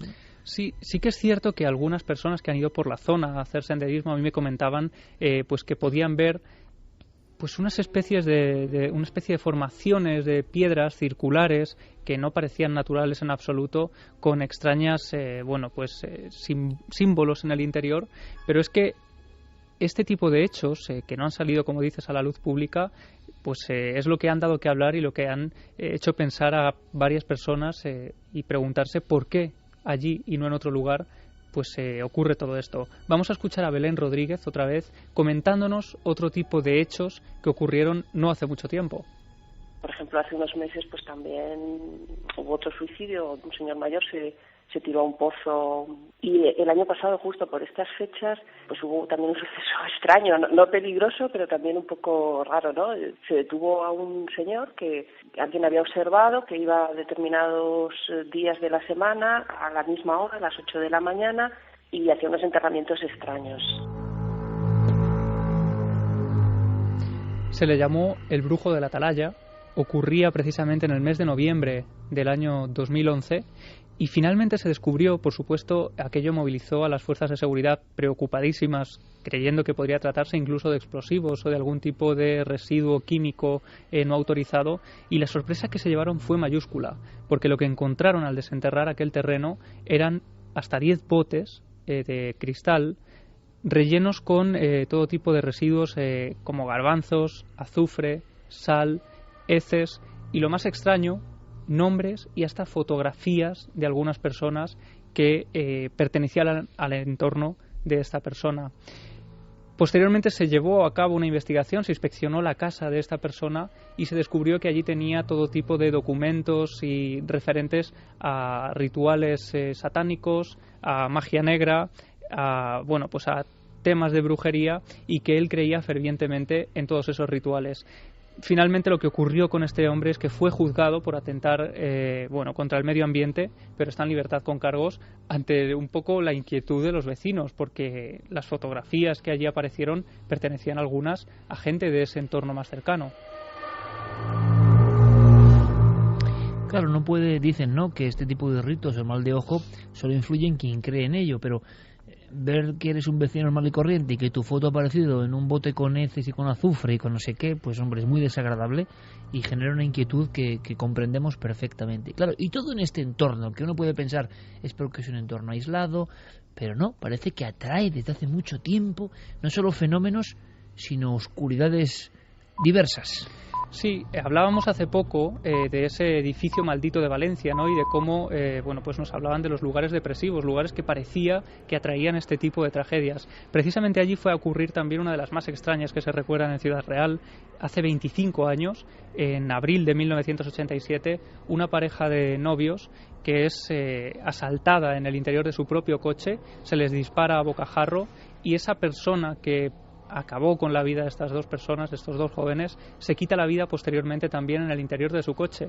Es curioso, ¿no?, pero esto ocurrió muy cerca de un repetidor, de unas antenas en la Atalaya, y esto que ha ocurrido ahora en un coche también ha ocurrido muy cerca de ese lugar, de donde ahora se levanta el memorial a las víctimas, a esas primeras víctimas. El hombre carbonizado, no sabemos si suicidio o venganza, ha aparecido también cerca de donde está esa cruz un poco tenebrosa, ¿no?, como todas las cruces que recuerdan algo, de la muerte de la pareja. Muy cerca de ese lugar. Este crimen se cerró como un crimen pasional, y es cierto que aún 25 años después escama entre algunas personas de Ciudad Real que se ciñen a esa versión oficial. Hay algunos datos que desencajan un poco en toda esta historia. Los padres no conocían al policía, a esta persona que acabó con la vida de los jóvenes, pero bueno, es otro de esos sucesos, de esas tragedias que han acontecido allí. Pero es que posteriormente, en ese mismo lugar, hay todo tipo de fenómenos paranormales.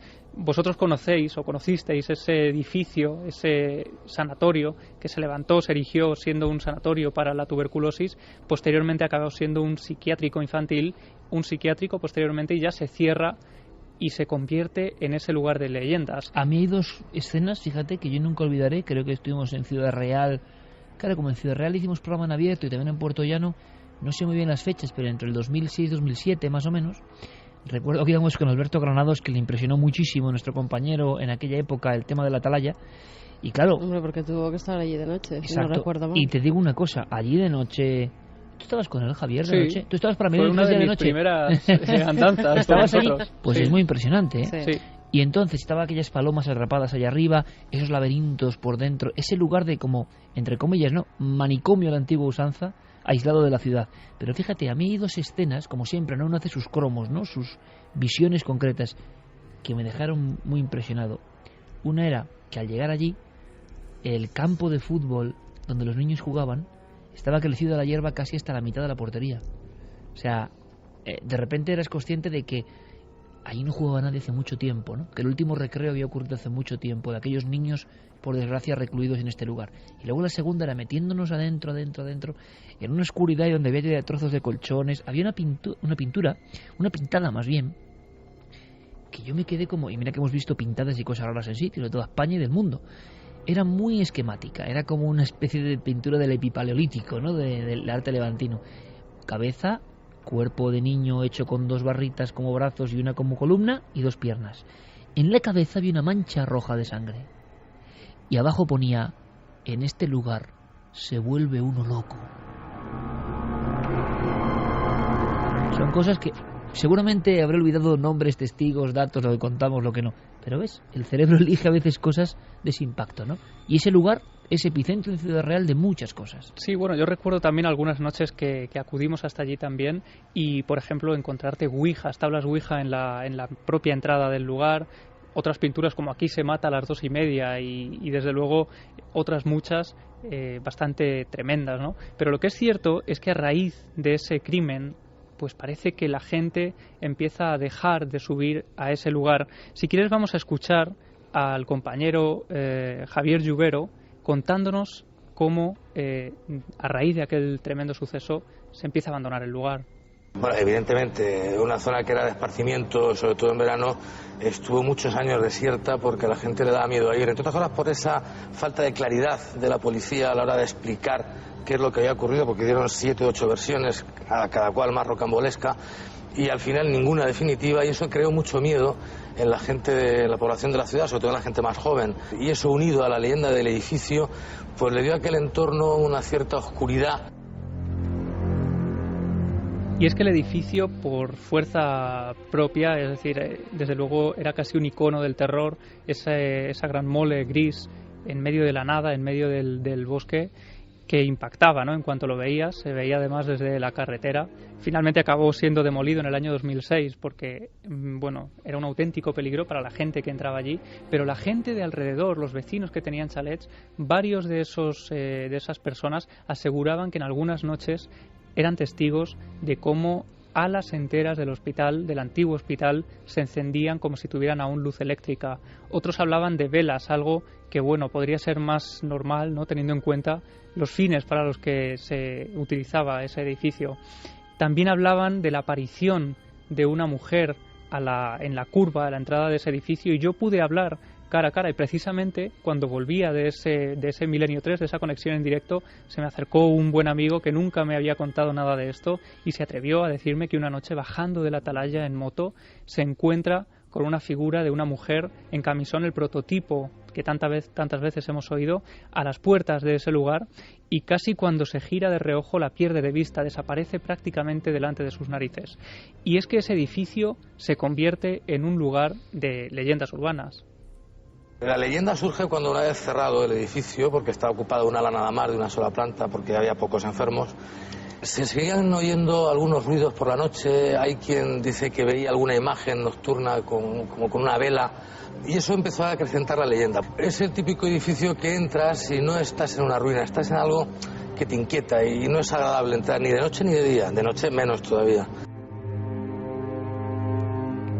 3:36, ahora mismo estamos dentro, nuestra nave radiofónica del misterio está dentro de este lugar, de esta mole, de esta arquitectura muy propia de los preventorios y los manicomios de la España de un tiempo, en lugares más o menos altos, buena circulación del aire, pero con una marginación completa respecto a la urbe. Es como si entrar en la atalaya, como en otros muchos lugares, era cruzar una frontera, ¿no? Como diría Cercas, Las leyes de la frontera, su último libro, ¿no? La vida tiene unas normas a un lado y tiene otras distintas cuando se cruza ese umbral.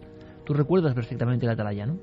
Sí, además fíjate, recuerdo que me resultó extraño que dejaran todos los documentos que había allí, porque la privacidad de esos enfermos, de esos niños que estaban allí recluidos, yo creo que eso hay que conservarlo, que guardarlo en algún sitio o que destruirlo para que nadie lo tenga. Pero no tenemos por qué saber qué enfermedades tenían, qué medicamentos tomaban, por qué entraron allí. Y esos documentos estaban esparcidos por el suelo. Se veían además en una de las habitaciones, si no recuerdo mal, estaba completamente acolchada, como cuando recluían allí a los niños que se portaban mal. Daba mucho miedo. La verdad, la imagen por lo menos tenía todos los elementos de lo macabro. Daba miedo y daba también pena. Sí, también. Te imaginabas a los pobres críos tratados allí de alguna forma bruscamente y metidos y recluidos durante días en esas 4 paredes, en esas habitaciones acolchadas y muchas veces sin salir de allí durante meses. Y la verdad es que tenemos que pasar a otros tiempos. Ya no se puede hacer esto con los seres humanos, y menos con niños indefensos, que ellos no han buscado estar enfermos. ¿Cómo los vas a recluir en un sitio solos, a oscuras y solamente amparados por unos colchones para que no se hagan daño? Es que era todo muy oscuro, muy negro, muy triste. Y en este lugar creo que tú has recogido incluso también informaciones más de última hora de visiones y de gente más o menos cercana, visiones tremendas de figuras, de sombras rondando por ese sitio.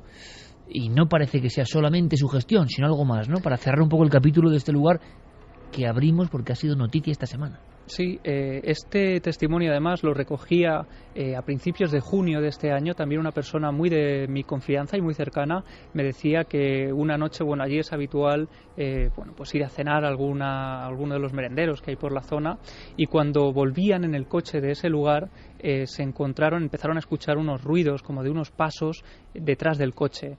Llegan incluso a ver una figura, una especie de sombra, el prototipo también de la sombra negra, detrás del coche, y también en cuestión de segundos casi desaparece delante de sus narices.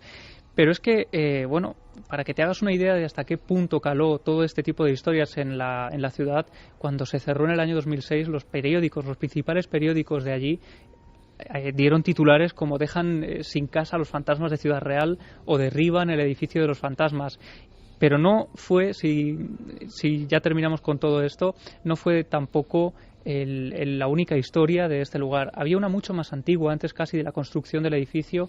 Dicen que en los albores de la Guerra Civil se hablaba también de la aparición de una dama blanca que entonces atribuían a la Virgen, y parece ser, según las personas más mayores de Ciudad Real que recuerdan esta historia y cómo se la contaban también a ellos los más mayores, que vaticinaba el final de esa gran guerra. Así que, como puedes ver, es un auténtico recorrido por un lugar de misterio desde tiempos remotos. El cielo y el infierno en un mismo lugar, ¿eh? Ya no está, qué curioso, como siempre, ya no está el lugar, el emblema, la atalaya, pero quedan sus historias que a veces se convierten en extraño acontecimiento criminal o no, un hombre calcinado dentro de un coche, ¿no? Y luego estas apariciones de las tan traídas y llevadas damas blancas, que uno puede pensar que son solo arquetipo, pero claro, recibe informaciones, datos, documentos, testimonios, que se queda uno alucinado y dice, hay algo más. Yo estoy recordando estas horas, porque era exactamente estas horas, en un lugar de Cataluña, a alguien que hace no tanto tiempo vio una de estas figuras, y es completamente racional y completamente agnóstico. El impacto es tan grande, y una cosa que yo nunca había oído.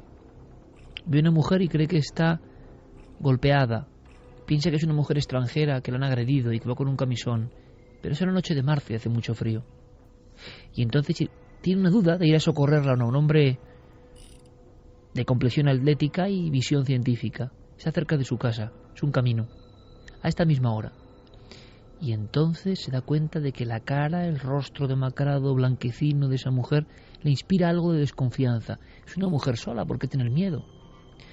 Pero él se cierra en su coche. Acto seguido la temperatura del vehículo baja y va viendo cómo los grados del vehículo se ponen a menos 5 grados, y entonces salta ese relé, ese fusible que hace que todas las luces del coche por dentro prácticamente se enciendan. La mujer estaba enfrente, pero ya no está. Mira a su espalda y a través del espejo trasero comprueba que esa mujer está ahora al otro lado, y a un montón de metros. ¿Cómo ha recorrido esa distancia? Es cuando se asusta, vuelve a mirar hacia atrás, ya no está, y aparece delante y con los brazos en cruz. Esto ha pasado, ¿verdad? No lo hemos contado, es uno de tantos casos que podríamos contar, con nombres, apellidos, datos, documentos y una historia brutal detrás, pero, es decir, es un río que suena mucho, que suena demasiado. Despreciarlo, eliminarlo, no creer en él, es una posibilidad, como decíamos al principio, pero si uno cree que algo de esto es posible, en el fondo son figuras o cosas que parece que nos están gritando que hay que seguir investigando, porque tanta gente puede estar equivocada, tanta gente sufre alucinaciones de este tipo, o hay un mensaje que no entendemos. Bueno, porque nos hemos puesto oscuros, nunca mejor dicho, vamos a cambiar el tercio y vamos a hablar, si te parece, aunque sea brevemente, Carmen, de un acontecimiento que ha ocurrido, y rápidamente vamos con Diego Marañón también en tiempo express, pero resumiendo más o menos, algo que sí llama la atención, ¿no? En un animal tan bello. Hablábamos de animales y de cómo están variando su comportamiento, y aunque sea, lo comprimimos, pero para que todo el mundo tenga la información. ¿Qué ha pasado con un leopardo en concreto? Pues se ha pasado en Nepal, se ha cobrado su última víctima. Al parecer creen que es un solo leopardo, aunque también hablan de 2. Aún así, lleva 15 víctimas en los últimos 15 meses. 10 niños de menos de 10 años y 5 mujeres. La mayor de ellas tenía 29 años. El modus operandi siempre el mismo. Estos niños y estas mujeres se introducen en los bosques para intentar coger comida para sus animales domésticos. Los ataca este leopardo, los mata en el sitio donde son atacados y luego se los lleva para comérselos. Se han encontrado algunos restos, sobre todo las cabezas. Por eso se puede identificar a las víctimas y se ha sabido que han sido atacadas por un leopardo.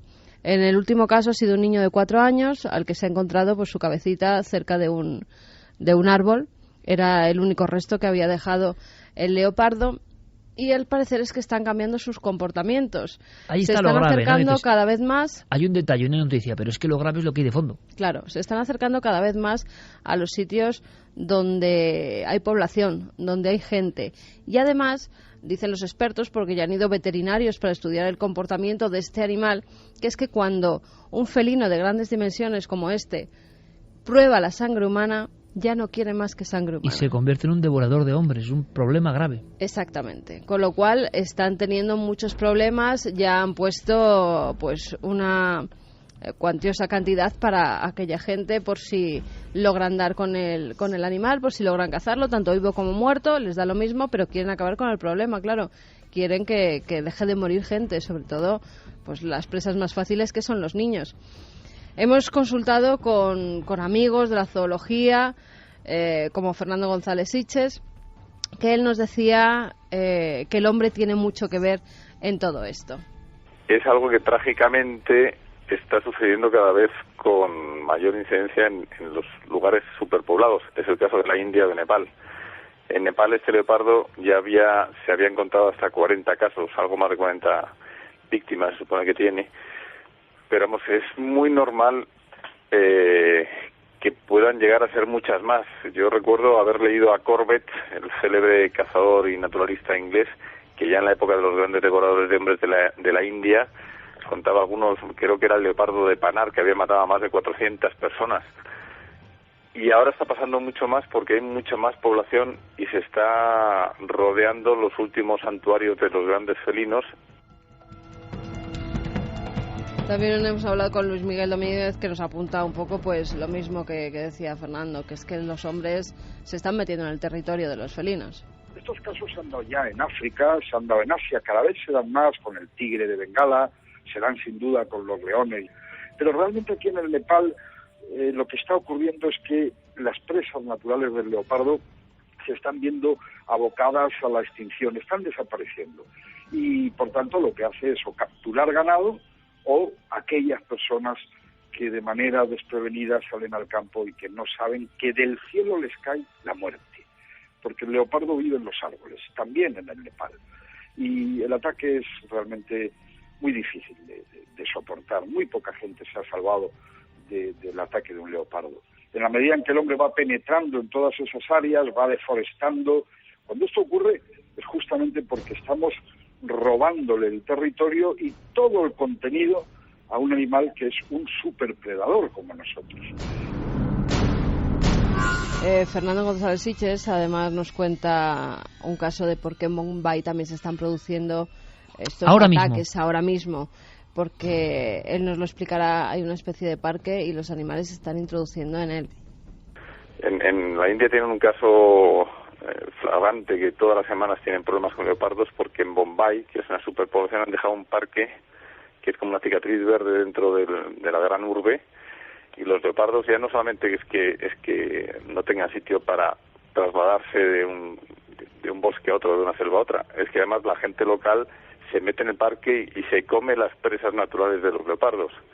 Y al tener hambre los leopardos salen, primero cazan los perros, que es un auténtico aperitivo para ellos en las poblaciones, y cuando los perros han desaparecido, pues inmediatamente el siguiente paso es la gente.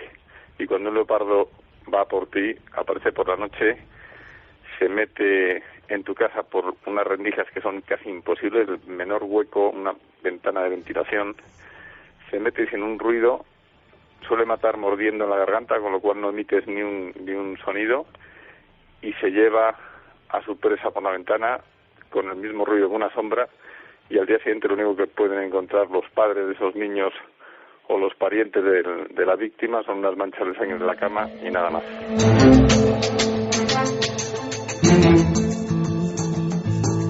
Bueno, uno de los lujos, aunque sea dramático no contar esto porque hay vidas humanas y vidas de niños, pero uno de los lujos de este programa es tener amigos como Fernando González Sitges o Luis Miguel Domínguez. Qué forma de contar las cosas porque lo han vivido. Está preparando Fernando un documental, ¿verdad?, de devoradores de hombres, impresionante, y luego el Leopardo. Solo el Leopardo sería para un programa entero de Milenio 3. El prodigio de la técnica que muchos ingenieros de propulsión intentan investigar, porque el leopardo y el guepardo, sobre todo, que es más como un gato más pequeño, bueno, un gato que te mata, claro, si te pilla, tienen esa capacidad de zancada y de propulsión. Y luego yo pensaba en Nepal que era el leopardo de las nieves. Existe todavía en Asia un leopardo blanco. Sí, quedan muy poquitos ejemplares, pero sí que existen. Además, fíjate, con el leopardo blanco están haciendo una gran masacre, por eso quedan tan pocos ejemplares, porque sus huesos se utilizan en pociones mágicas. Hay que hablar, es un animal tan bello, tan fascinante, una perfección de la técnica. Y luego hay otro, digo por si queréis buscar, el leopardo real, con una mancha muy especial, diferente, también poderoso. Se cuenta la eterna historia de que el leopardo en esta mesa, bueno, no en esta mesa no, y contando con Noel y con Fermín, antes de que cualquiera de nosotros cinco, cualquiera, uno de nosotros, se hubiese levantado, el leopardo ya hubiese acabado con los cinco, de inmediato. Una rapidez y de una ferocidad cuando tiene hambre impresionante. Pero está pasando ahora y lo contamos, como también contamos, cómo no, y en tiempo express de nuevo, pero Diego es capaz de eso y de mucho más. Claro, nos dejó impresionados con una historia de un hombre adosado a una bomba, una pizzería, bueno, un hombre que repartía pizzas y que entra en un banco angustiado porque le han colocado un explosivo y que si no le dan dinero en el banco para esos captores va a estallar. ¿Qué dijo la gente? ¿Qué dijo nuestro público en la encuesta? El público esta semana no se lo ha creído. Falso, un 55,4%. Verdadero, un 44,6%. Diego, buenas noches, compañero. Hola, Iker, ¿qué tal? ¿Y han acertado o no? Mal, muy mal. Esta vez era real. Nuestro detective ha engañado. ¿Me quieres decir que ese hombre le habían adosado un explosivo de verdad? Efectivamente, ocurrió el 28 de agosto de 2003 y el nombre de esta persona era Brian Douglas Wells. Fue un caso, Iker, que acaparó la atención de los medios de comunicación en Estados Unidos y que incluso saltó, por ejemplo, a los titulares de Fox News. Tenemos un corte que si quieres oímos. Sin duda uno de los casos más extraños que hemos seguido en los últimos 10 años. ¿Quién no recuerda la historia del repartidor de pizzas sentado en el suelo frente a un coche diciendo que tenía una bomba unida a su cuello y diciéndole a la policía que iba a explotar? Escuchen. ¿Por qué nadie viene a quitarme esta cosa? No tengo mucho tiempo. Han activado un temporizador. No tengo mucho tiempo, dijo. La policía quiso hablar con él. Brian Wells parecía en principio el atracador de un banco, pero dijo que le habían forzado y que la bomba que portaba haría explosión muy pronto. Y así ocurrió en directo en televisión, pero eso es solo el comienzo del misterio.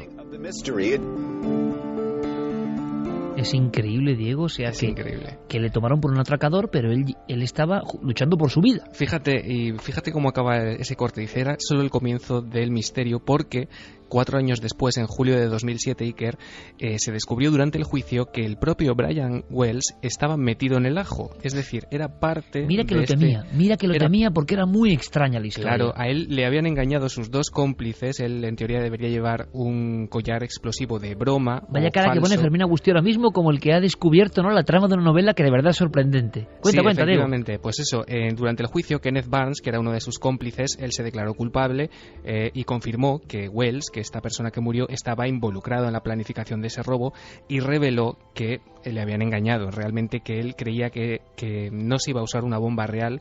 De hecho, Iker, y Fermín lo sabe bien, ese momento, y ahí lo dejo, está en internet, lo capturaron las cámaras y desde luego es impresionante. O sea, que la malicia humana, estábamos hablando, ¿no? A qué nivel llega, y entre cacos anda el juego y uno le salió mal la historia y lo utilizaron de cobaya. La historia real, muy interesante porque la inmensa mayoría, hay un porcentaje amplio, 56%, consideraban que esto era imposible. Bueno, Diego ahí estuvo muy hábil y nos ha demostrado esta semana, como tantas otras veces, en algo muy didáctico, que lo increíble a veces es verdad. ¿Y qué tienes para esta semana, amigo? Pues Iker, ¿tú te recuerdas qué pasó este año del 27 de julio al 12 de agosto? pleno verano. No, ahora mismo no. Pues ocurrió que se celebraron los Juegos Olímpicos de Londres. Ah, bueno, sí, claro. Esa temporada. ¿Cómo ando yo? Sí. Estábamos de vacaciones. Sí, efectivamente. Bueno, resulta que desde esa fecha, a las pocas semanas, ha empezado a circular una de esas clásicas cadenas de emails contando una historia que tuvo lugar precisamente durante esas fechas en Londres. Te cuento. En la cadena, ese email habla de una mujer de clase social alta y de su hija, ambas francesas, que están viajando alrededor del mundo. Es decir, están haciendo turismo, van a lugares exóticos y después de pasar, por ejemplo, por la India, pretenden pasar unos días en la capital del Reino Unido aprovechando, bueno, pues este acontecimiento, ¿no? Los Juegos Olímpicos. Ellas llegan al hotel donde se van a alojar. Han hecho una reserva, efectivamente, cuando llegan comprueban que el registro está preparado. Las llevan a una habitación del hotel. Ellas, bueno, se quedan maravilladas porque les parece una habitación bastante bonita, ¿no? Hay mucho lujo, de acuerdo a su estatus, pero ocurre que la mujer mayor de repente se siente enferma, nota que algo no va bien. Llaman inmediatamente al médico del hotel, porque es un hotel de lujo que tiene su propio personal. El médico se da cuenta de que hay algo que no funciona, no quiere dejar sola en ningún momento a esta mujer y le dice a su hija que el medicamento que necesita solamente está disponible en su consultorio, que está al otro lado de la ciudad. Él prefiere quedarse con ella y le invita a que se vaya en un coche con un chofer del hotel y que regrese con ese medicamento. Él va a llamar a ese consultorio y le va a decir a su personal que lo preparen. En fin, y te puedes imaginar cómo estaba el tráfico de Londres por aquellas fechas. Se mete en un atasco impresionante, tarda 2 horas en regresar y cuando llega la mujer entra en shock, Iker, porque cuando llega al hotel le preguntan básicamente que quién es, que por quién está preguntando. No hay ninguna pista en el registro de que ellas hubiesen estado ahí. El recepcionista ha cambiado, el botón es otro, el médico no aparece, la botellita que le han dado la abre con las prisas y resulta ser agua. Esta mujer entra en una crisis nerviosa, no sabe dónde está su madre, no sabe qué ha pasado, sin embargo reconoce el hotel, reconoce la habitación cuando sube y con el tiempo, Iker, después de unas semanas apareció una noticia breve en los periódicos que lo explicaba. Se dijo que esta mujer francesa, la madre, había contraído la peste bubónica, un extraño brote de todavía los que quedan en India, y que el personal del hotel, pues para evitar que la gente entrase en pánico ante los Juegos Olímpicos, ante lo que podría ser pues una catástrofe para el turismo, había decidido eliminar todo rastro de esta señora y, bueno, provocar esta especie de crisis nerviosa a su hija, haciéndole ver que se había equivocado. ¿Realidad o leyenda? La mujer que se evaporó. Rapidísimamente, Noel, ¿esto es verdad o no lo que ha contado Diego Marañón? Dice que no. Fermín, que tampoco. Javi, no. Que tampoco. Uy, yo es que no sé qué opinar. Yo creo que sí. Que es verdad. La única valiente Carmen, ¿eh? De los 4. Veremos si ha acertado creo que sí, o no. Ya es tan normal el tapar. Yo nunca puedo decir nada, Noel. No, porque ya lo sabe. Claro. Ya se lo ha hecho Diego a micrófono cerrado, entonces él no puede decir nada. Pero lo que sí os digo es que, claro, créalo o no, ¿verdad? Como le pudo pausar a usted. Diego Marañón, que es un auténtico crack y que lo que diga Fermín es lo que la audiencia tiene que hacer caso. Sí, eso desde luego. El único hombre cuerdo en este equipo. Yo te digo una cosa, que aparte de que eres un crack, que ya en la forma de contar, y sobre todo en estos últimos casos, ya eres el Chicho Ibáñez Salvador de este programa. Eso está clarísimo. Un abrazo muy grande, Diego. Venga, otro, hasta luego.